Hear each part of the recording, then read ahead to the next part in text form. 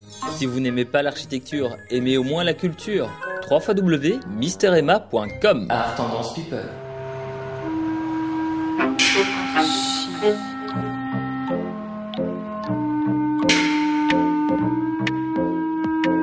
Bonjour et bienvenue dans Archi Urbain, l'émission qui vous parle d'architecture et d'urbanisme à Bruxelles. Nous sommes où aujourd'hui, Karel ? On est à Etterbeek. Alors, Karel Leeuwet, vous le connaissez parce qu'on s'était quitté ici même, devant cette porte, dans la précédente émission, parce que, on s'est dit, on va garder une émission entière pour visiter l'intérieur de quoi ? D'un incubateur qui se trouve à l'Arsenal. C'est quoi un incubateur ? C'est en fait un lieu où on accueille des jeunes entreprises. Et dans ce cadre-ci, ce sont des jeunes entreprises qui ont un certain lien avec l'université et la VUB. Karel, nous allons rentrer dans le bâtiment. Avant d'y pénétrer, on voit la porte d'entrée qui est donc sur le côté latéral du bâtiment. Je me demandais si la couleur que tu avais choisie pour cette porte, qui n'a rien à voir avec celle des fenêtres le long du bâtiment, est-ce que c'est un rapport avec les ateliers Delvaux qui sont derrière ? Non, pas du tout. Mais pour répondre à cette question, il faut entrer. Eh bien, alors entrons. Je pense avoir déjà compris, Karel. Est-ce que c'est la chose qui se trouve devant nous ? Exact. En fait, la conception du bâtiment, comme à l'extérieur, on pense qu'on va retrouver à l'intérieur 2 travées, mais non, à l'intérieur, on a 3 travées. On a vraiment 3 travées, quoique sont presque identiques, non ? Ou oui, même, j'ai l'impression que le couloir est plus important que... Ça, c'est parce que dans la travée centrale, on a bien sûr cette verrière centrale, tandis que dans les 2 travées à gauche et à droite, on n'a qu'une partie qui est vitrée. Ce qui veut dire c'est la lumière qui donne cet effet spacieux. Alors, est-ce que tu peux expliquer ce qu'on voit devant nous, c'est-à-dire ces petites boîtes qui ressortent et cet élément vert là tout au bout? Oui. Dans la travée à gauche et à droite, on a prévu les endroits, les lieux de travail pour ces entreprises. On a ça au rez-de-chaussée et on a ça au premier, tandis que la travée centrale est la travée, l'axe commun. On retrouve autour de cet axe, on retrouve tous ces espaces publics, c'est-à-dire communs pour les petites entreprises qui sont ici. On a l'entrée centrale, on a l'accueil, on a des salles de réunion qui se présentent comme des petits box dans ces espaces, dans l'axe central ici, et on a dans l'axe à la fin, l'extrémité de l'axe central, on a un volume comme la conception pour moi est une conception basicale, comme une église. On a l'hôtel alors qui se trouve au fond de l'axe central et ce volume qui est en forme de cône et qui est couvert avec le même matériel que l'entrée, c'est-à-dire un cuivre patiné. Ce volume comporte au rez-de-chaussée, un peu enterré, une salle de réunion, au premier une salle de réunion et sur son toit un espace convivial pour les utilisateurs du bâtiment. Ce qui est intéressant, c'est justement les boîtes. Je pense qu'il y a une petite anecdote également par rapport à ces boîtes, c'est qu'elles ne sont pas construites dans la même distance. Non. Les perspectives. Voilà, les perspectives forcées. Voilà, tout à fait. La perspective s'ouvre plus qu'on entre dans le bâtiment, plus que l'espace s'ouvre aussi vers, bien sûr, l'hôtel à l'extrémité de l'axe. On joue avec ces boîtes avec des couleurs, parce qu'on garde pour tout ce qu'on a rénové, voire même restauré, on garde les tons blanc, gris, et le gris foncé, voire presque noir, tandis que les matériaux et les espaces sur lesquels on veut mettre un certain accent, les espaces communs, ont reçu alors un matériel et une couleur qui est quand même une couleur particulière. Alors la colonne que l'on voit, tu as eu, c'est un peu ce qui t'a donné l'idée de la forme de l'hôtel en tout cas. Oui, en fait d'abord la structure portante de l'immeuble, c'est une structure aurait des colonnes en béton, avec une colonne en fonte qui est encastrée et c'est la colonne en fonte qui continue à l'étage, mais non couvert de béton. La fondation de ces colonnes, comme c'est un bâtiment qui est très long, c'est pas une fondation qui est une simple fondation en longueur, non, c'est chaque colonne qui est fondée sur une propre fondation. Et c'est ce qu'on appelle une fondation pré-console. C'est un ensemble de ciment avec des gravats. Ça donne une certaine masse, ça donne une certaine stabilité à chaque colonne, mais ce qui est marrant, c'est de voir que cette fondation a pris une forme en forme de cône, en forme d'ovale. Et c'est vu cette forme de ces fondations, est arrivée l'idée pour l'hôtel.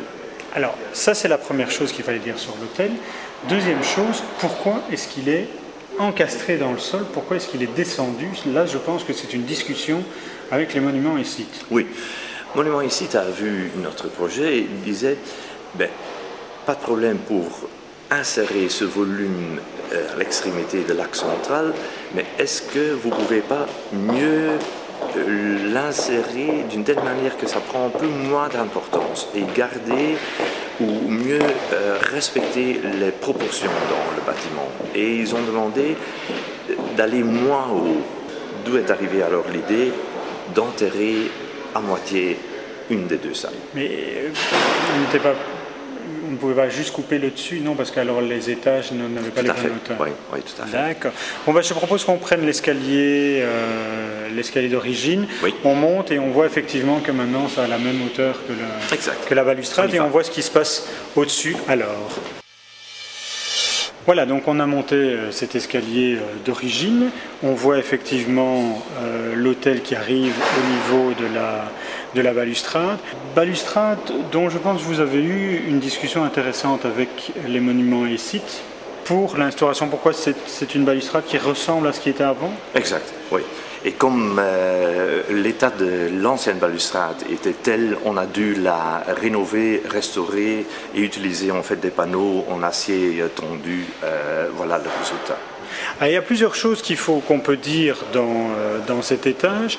Moi, des choses qui me frappent, premièrement, on voit très bien la structure, mais justement, j'ai l'impression que cette structure est importante. Elle a guidé ton architecture parce que on est dans quelque chose d'épuré quand même. On voit les tubes de chauffage, etc. On n'a pas vraiment tu n'as pas voulu cacher tout ça? Non.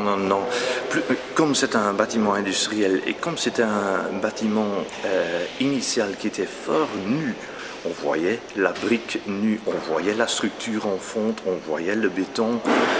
Il ne faut pas le cacher, alors non, pour moi, il fallait le remettre en valeur et montrer en fait cette belle architecture, cette architecture en fonte avec des charpentes métalliques, etc., sabler les briques et ajouter que, pour moi, quelques accents en couleur, voire en matériel. Justement, parlons des briques. On a les briques à l'extérieur, mais à l'intérieur, tu as voulu également les garder, tu les as ressablées, c'est quelque chose auquel tu tiens énormément. Oui, parce que cette couleur de briques, ça ajoute une chaleur à l'intérieur du bâtiment. Ça, avec un blanc, un gris et un noir, ça crée en fait l'ambiance de travail pour les entreprises.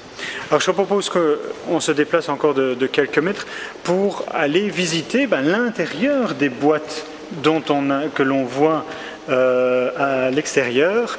Je dis bonjour aux ouvriers. Voilà. Des entreprises qui sont ici. Donc je disais, on va se déplacer quelque peu pour aller voir les deux boîtes. Une boîte qui a un peu plus d'importance que l'autre, je dirais, c'est celle en bois, puisque c'est la cafétéria. Pas seulement la cafétéria. Non. D'une part la cafétéria et d'autre part la grande salle pour y organiser des colloques, des séminaires, etc. Et donc, ça veut dire quoi? Ça veut dire que quand on est dans le colloque, quand il est terminé, on peut inviter les gens à venir dans la cafétéria. Cafétéria qui a une belle dimension et qui est aussi qui a un esprit à nouveau coworking, d'échange d'idées, etc. Oui, et à nouveau avec un nouveau matériel qu'on ajoute, c'est le bois. Le même bois qu'on voit à l'extérieur, qu'on a continué à l'intérieur. C'est pour ça aussi qu'on a rehaussé cette boîte en bois et qu'on a un autre niveau à l'étage en fait que pour cette boîte, pour le séminaire et pour le cafétéria. Karel, on va se déplacer une dernière fois pour aller voir le deuxième et dernier cube qui est lui en acier Corten. Pourquoi de l'acier Corten ? C'est pour dire, parce qu'il s'anoblit en vieillissant, c'est pour dire que ces petites entreprises deviendront belles également en grandissant. Oh, à nouveau, c'est un peu pourquoi pas, hein, la réponse, mais je crois que la bonne réponse est liée aux deux autres matériaux. On a le bois qui a une certaine chaleur, on a le cuivre patiné qui a une certaine chaleur, et cet acier Corten a une autre chaleur. À nouveau, un brun où il y a un certain reflet de rouge dedans qui fait le lien bien sûr avec l'ancienne brique. Ici c'est la même chose, enfin, elle a moins d'utilité que l'autre boîte puisqu'il n'y a qu'une fonction, mais c'est la fonction de ce qui est devant la grande salle de réunion. Qui est la grande salle de réunion. Karel, est-ce que tu as encore un mot à ajouter sur ce projet ? Selon moi, un tel projet démontre aussi que si les pouvoirs publics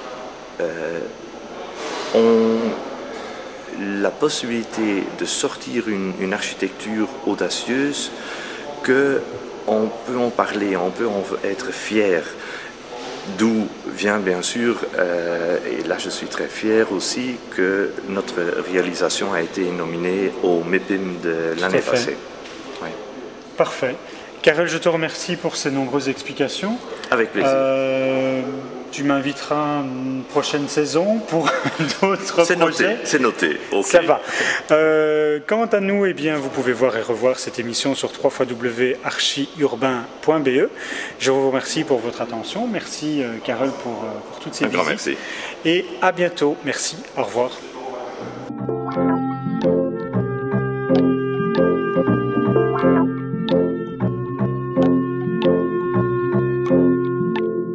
Si vous n'aimez pas l'architecture, aimez au moins la culture. www.misteremma.com. Art Tendance People.